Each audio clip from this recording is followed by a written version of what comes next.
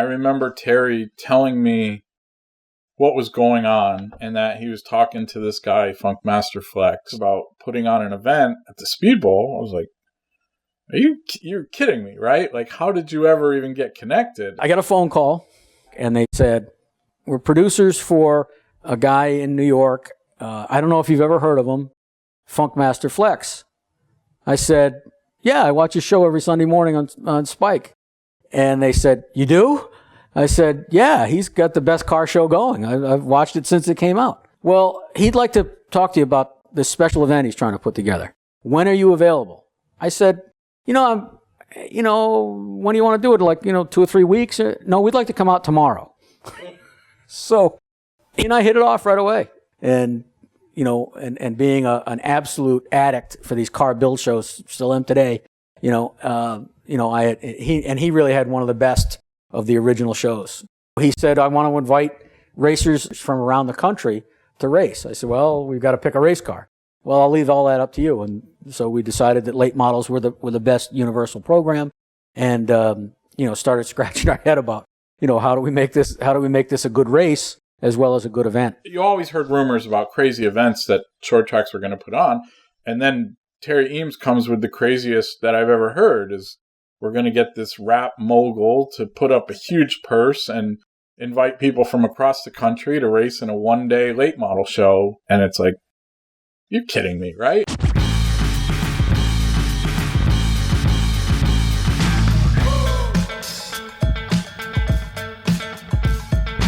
I remember getting to the track very early that day. It was just electric at the track. The very difference of racers there. You look back now, Doug Colby was in that event. Ted Christopher was in that event.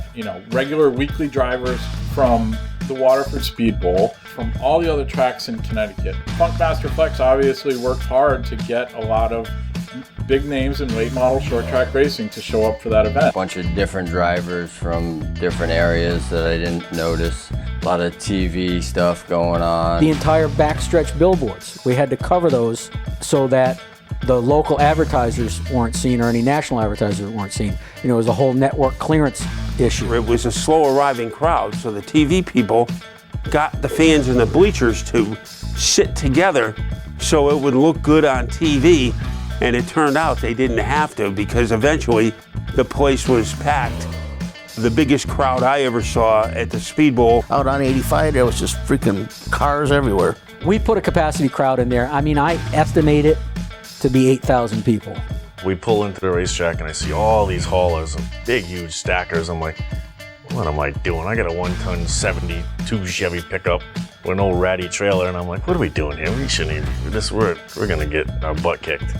My tech guys, it was a hard job making sure that all these different cars and all these different divisions were semi-equal. Teddy came in with that Southern late model. Some house car from down south or something, and went out and practiced and mopped the field. He brought an AK-47 to a normal knife fight. Who don't remember Teddy's car? That thing, this is gonna be a Teddy show. He's gonna dominate. I made him put a restrictor plate on it, and he wasn't happy about it. I had the big drama going on in the back with crew guys. Hey, they're over there taking carburetor away. Now they're gonna give him a little 350 carburetor. Now they're arguing over there. I'm like, that's fine. We gotta fix this thing to make this thing faster so I can race against them. Teddy was the guy to beat because of that car. And it was an awesome race. It was a great race to watch.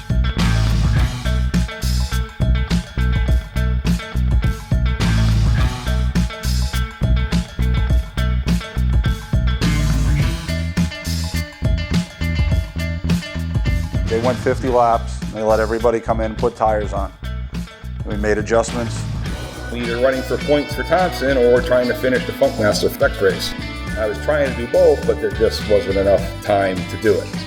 We got a capable driver, Matt Kovaluk. Maybe Matt can get the car back to the front. It was a tough decision, really tough decision, because I had a great race car. We were running second to Teddy. I caught him. Tried to go under him, he's blocking me. Tried to go around him, he's blocking me. And Phil was working him over, and Teddy was chopping him, and Phil's getting into Teddy. Well, I put the bumper on him going down the backstretch. One way or another, I'm going by him. And I was like fourth at the time. And I'm watching it, and I'm like, this ain't gonna end good. And they got together, So I spun him out going into 4. And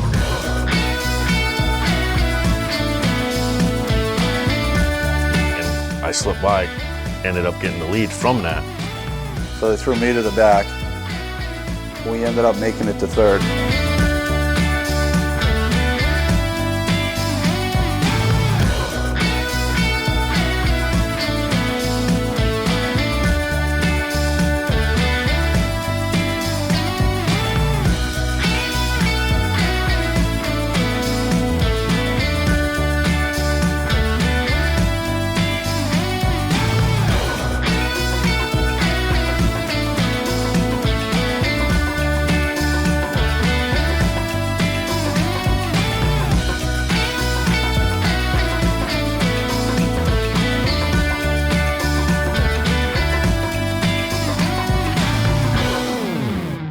I took an extra lap because I couldn't believe it. I was like, I'm thinking, I pulled in here. I didn't think I was even going to race. This is the coolest thing ever. Prior, I said, Corey, I'll give you a ride in it. He was a little guy back then. You get the first ride. So we get in this thing, we pull away from all the people, nobody's looking around, and me, Mr. Burnout. I did this biggest burnout ever. Around the track, Corey's laughing. I couldn't even see him in the seat. He's laughing, Dad, do it again. So we're doing more and more. Funk Flex wasn't too happy about it when he did that whole shot all the way down the backstretch. I'm pretty sure he thought he was going to blow it up. Funkmaster Flex goes, what are you doing in this thing? You're going to blow it up? He goes, I don't care. I got it for free. His face went so straight. It was the funniest thing I ever did. And I said, Gary will fix it. I don't care about that. No, that was cool. That was cool. I wasn't there, and we went to the Outback restaurant in New London. I saw somebody from the track there, somebody that knew me. And I said, who won the race? And they said, some green 90. I was like, yeah, because we did the motor for Alan back then. So I was like, nice.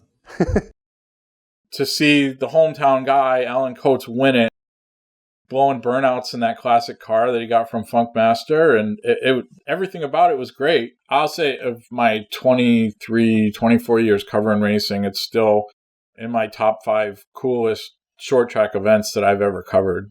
Everything about it was just, that whole day was just, it was just such a cool day. Funkmaster was a lot of fun guy. He was was there to have a good time.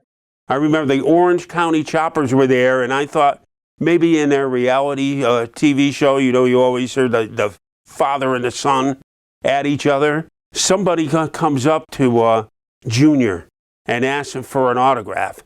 And he goes, I don't have time to sign an autograph. And his father goes, hey, you asshole, sign a kid's autograph. So that's what I knew. What we saw on TV was legitimate. I got to hang out with the Tuttles there for a little bit. But I had a lot of fun. I still have on my desk at work a picture with me and Mikey from the OC. And then my daughter took a picture of me with Lil Kim, and it was a great show. It was different. It was exciting. For the whole racetrack, it was a very exciting thing. We had new faces, new people, new places. They were talking about us in the news. It was a big deal. I'm not going to play it down. It was kind of a carnival act compared to what we do normally on a Saturday night, but there was a lot of new and exciting things going on. It brought a lot of money, a lot of interest. Yeah, that was cool. I mean, I wish they could do that again. It brought a lot of different people, a lot of fast cars. Theoretically, they probably built a lot of race fans. I don't know if it worked that way, but for one day, it was an unbelievable success. 2 things that I remember about that. There was standing room only, and there were so many people there that you definitely knew were not Speedbowl regulars or had never been there before. Part of that was obviously Funkmaster Flex and what he was about and where he was from and the industry he came from. And then I think part of that was also the way they promoted LL Cool J, in that he was performing and didn't necessarily put out that he was only performing one song.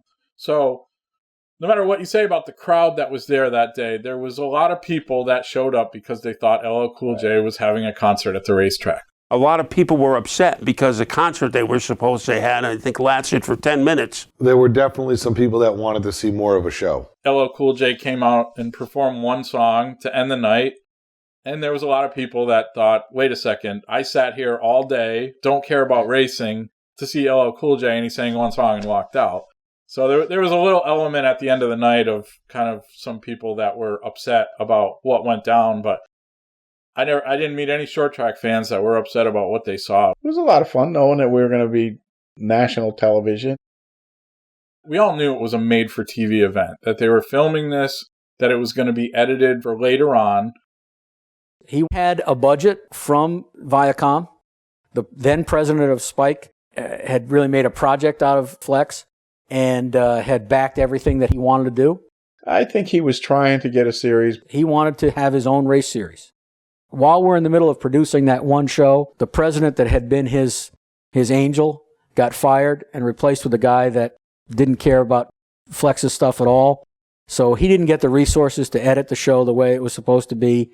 And the people that got in charge at the network level clearly didn't understand what the event was all about. The production guys really didn't understand racing. I think that was catered not to the race fan, but for people who like reality shows. I threw a party to watch it. Now I'm thinking that at the Groton Motor Inn. It wasn't embarrassing, but it was disappointing. We thought it was going to be something else. It was all behind the scenes, or not much to do with what was on a track. It was weird because it wasn't the whole race. You know, they just showed pieces and parts, you know. There was very little racing on it, and they were trying to do the reality series. I did like where he did the repetition stuff about Christopher. And that was funny because there's a scene showing me seemingly blowing up at Christopher because Christopher was hot and bothered about some rules thing. And finally I lean in and I go, this is all for the cameras, Teddy. Just chill out. Because we had just, Flex had wanted to create a little bit of drama. So he said, let's go back and,